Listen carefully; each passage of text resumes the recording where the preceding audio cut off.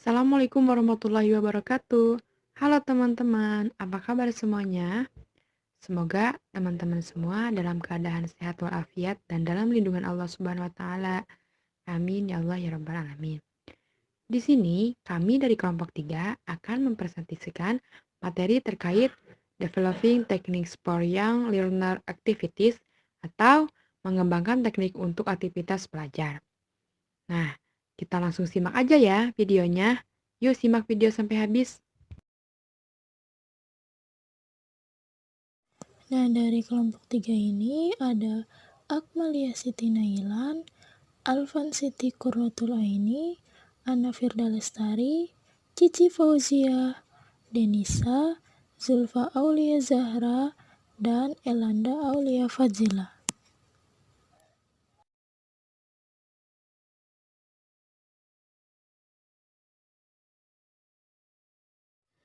Bismillahirrahmanirrahim. Materi yang akan saya sampaikan yaitu mengenai karakteristik anak dan karakter belajarnya. Karakteristik anak atau siswa MI itu yang pertama mereka senang bermain. Yang kedua, mereka senang bergerak. Yang ketiga, mereka senang bekerja dalam suatu kelompok. Dan yang terakhir, yang keempat, mereka senang merasakan dan memperagakan secara langsung. Kemudian untuk karakteristik belajar anak MI secara umum, yaitu yang pertama, mereka memiliki rentan perhatian yang sangat pendek dan mudah bosan, sehingga kita sebagai guru harus memberikan variasi dalam belajar, seperti menyanyi, kemudian bermain games, dan lain-lain. Dan yang kedua, mereka senang tampil. Yang terakhir, yang ketiga, mereka sangat imajinatif, senang belajar menggunakan gambar atau diberikan contoh konkret, bukan abstrak. Lalu ada karakteristik siswa MI belajar bahasa. Yang pertama, mereka lebih mudah mempelajari bahasa dengan melihat contoh nyata, bukan abstrak. Yang kedua, mereka pun belum memahami mempelajari bahasa asing itu untuk apa, meskipun pembelajarannya sangat menyenangkan. Yang ketiga, mereka mempelajari bahasa dengan menyimak, menirukan, dan mengucapkan. Dan yang terakhir, karakteristik siswa MI belajar bahasa itu, mereka dapat menceritakan apa yang mereka dengar.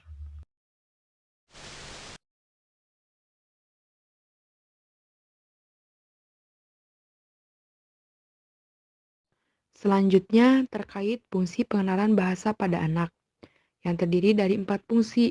Yang pertama, sebagai alat untuk berkomunikasi dan berinteraksi dengan sekitarnya. Yang kedua, sebagai alat pengembangan intelektual anak. Yang ketiga, sebagai alat untuk menunjukkan dan mengembangkan ekspresi anak. Yang keempat, sebagai alat untuk menyatakan akan keinginan anak.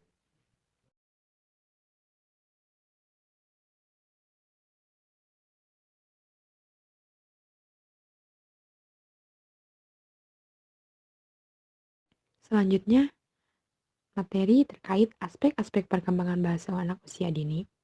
Yang pertama, kosakata.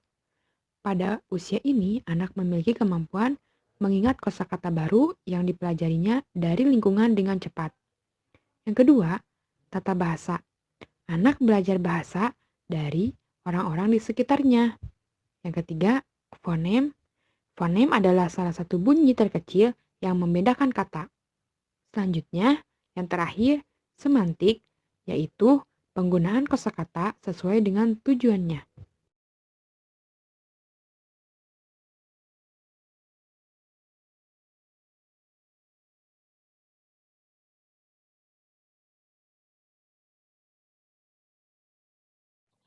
Lalu di sini ada faktor-faktor yang mempengaruhi perkembangan bahasa anak. Yang pertama ada integrasi, yang kedua ada faktor kesehatan, yang ketiga ada status sosial, yang keempat jenis kelamin, yang kelima jumlah saudara atau jumlah keluarga, yang keenam hubungan keluarga, dan yang ketujuh penggabungan dua bahasa.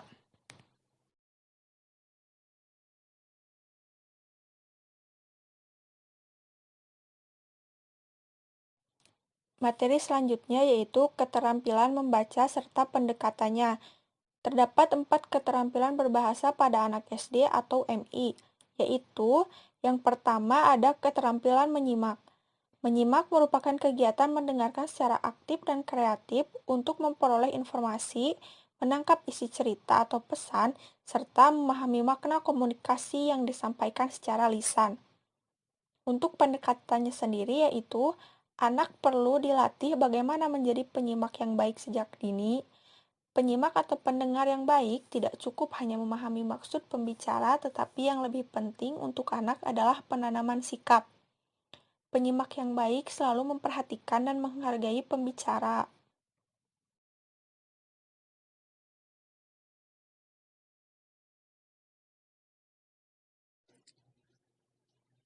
Adapun keterampilan membaca serta pendekatannya, terdapat 4 keterampilan berbahasa pada anak SD atau MI, yaitu keterampilan membaca. Kegiatan membaca yang dilakukan secara alamiah dalam suasana kehidupan sosial memiliki efektivitas yang tinggi untuk meningkatkan kemampuan membaca pada anak. Media yang berupa huruf-huruf, angka, dan gambar-gambar sangat membantu tugas guru di sekolah dalam mendorong siswa untuk mengenali huruf-huruf dan lingkungannya.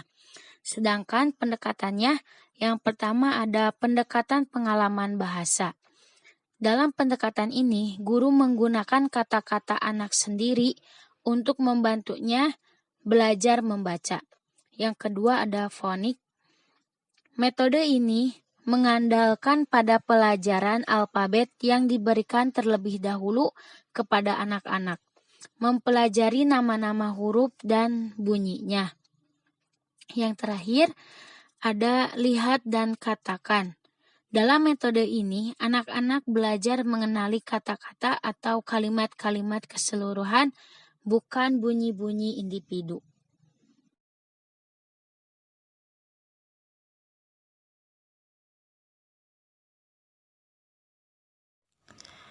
Kemudian dalam keterampilan berbahasa pada anak yaitu ada keterampilan menulis. Menurut Martini Jamaris dalam Ahmad Santoso mengatakan bahwa ada perkembangan kemampuan menulis anak yaitu dibagi menjadi 4. Yang pertama ada tahap mencoret, yang kedua ada tahap pengulangan secara linier, yang ketiga, tahap menulis secara acak. Yang keempat, tahap menulis tulisan nama. Dan yang terakhir, tahap menulis tulisan pendek. Kemudian pendekatannya itu yang pertama, tahap mencoret. Nah, anak ini sering mencoret-coret dimanapun dan dengan benda apapun. Yang kedua itu, setelah anak mampu membuat coret-coretan, dengan sembarang, kemudian dilatih membuat garis-garis secara linier. Yang ketiga, tahap menulis secara acak. Nah, tahap ini dilakukan lebih intens ketika anak sudah bisa menulis huruf.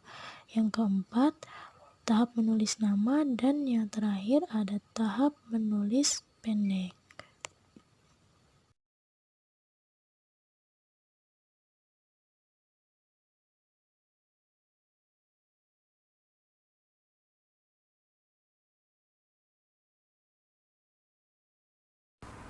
Untuk materi selanjutnya yaitu teknik pengembangan bahasa di sekolah.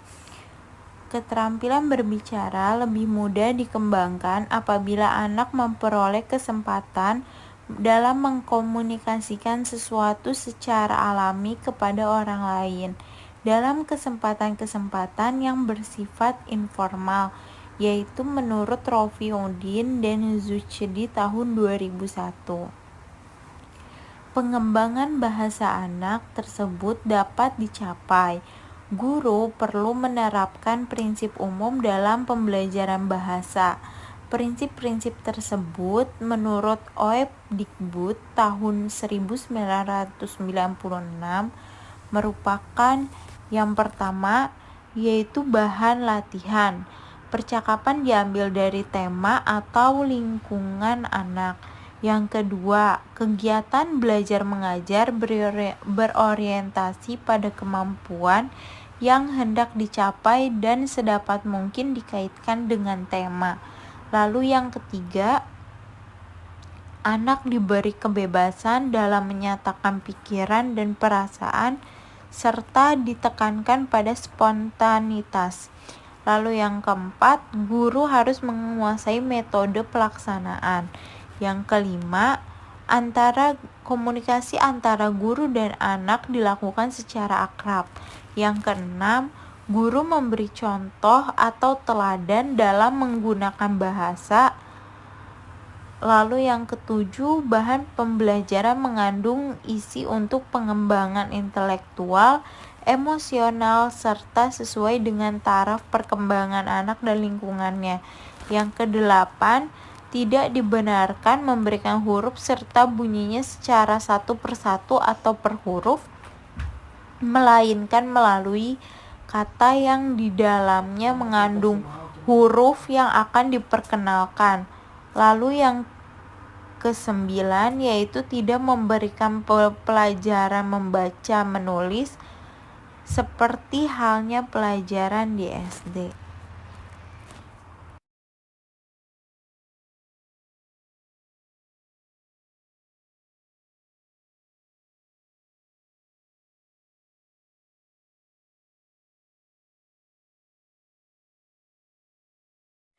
Nah, materi selanjutnya yaitu mengenai teknik pengembangan bahasa reseptif dan produktif pada anak. Nah, bahasa reseptif itu adalah kemampuan bahasa berupa menyimak dan membaca pada anak. Sedangkan bahasa produktif artinya kemampuan bahasa berupa berbicara dan menulis pada anak. Banyak cara yang dapat dilakukan guru agar anak dapat mengembangkan keterampilan bahasanya baik secara reseptif atau menyimak dan membaca maupun produktif atau berbicara dan menulis. Maka di sini teknik yang dapat dilakukan oleh guru untuk mencapai hal tersebut yaitu yang pertama yaitu melalui teknik bercerita. Nah, di sini guru dapat memilih salah satu teks cerita yang akan ia bacakan atau sampaikan kepada anak. Akan tetapi, teks cerita tersebut harus sesuai dengan usia anak, karakteristik anak, dan materi yang akan dipelajari. Nah, selanjutnya ada teknik permainan bahasa. Teknik permainan bahasa ini biasanya dilakukan dalam bentuk games, contohnya berupa tebak kata maupun yang lainnya. Selanjutnya ada sandiwara boneka. Nah, teknik ini biasanya menggunakan boneka untuk pembelajarannya. Nah, contohnya bisa menggunakan wayang ataupun boneka tangan. Selanjutnya ada teknik bercakap-cakap. Nah, teknik ini guru dan siswa melakukan percakapan ataupun siswa dengan siswa melakukan percakapan satu sama lain. Teknik selanjutnya ada teknik tanya jawab. Nah, pada teknik ini adanya interaksi tanya jawab antara guru dengan siswa, siswa dengan guru maupun siswa dengan siswa. Selanjutnya ada teknik dramatisasi. Kemudian ada teknik mengucapkan syair. Nah, contohnya bisa dengan membacakan puisi. Kemudian selanjutnya ada teknik bermain peran. Nah, berarti di sini guru menyuruh kepada siswa untuk memerankan suatu tokoh dalam drama. Selanjutnya ada karya wisata. Nah, di sini teknik ini biasanya siswa terjun ke lapangan secara langsung. Misalnya, guru akan menjelaskan tentang lingkungan hidup atau mengenal hewan. Nah, guru dapat karya wisata atau melakukan karya wisata dengan berkunjung ke kebun binatang. Nah, melalui metode tersebut diharapkan guru mampu menumbuh kembangkan kemampuan bahasa anak. Terima kasih. Sekian presentasi dari kelompok 3. Terima kasih atas perhatiannya. Mohon maaf apabila ada kesalahan dan kekurangan. Jika ada yang ingin bertanya, boleh ditanyakan ya. Dadah. Wassalamualaikum warahmatullahi wabarakatuh.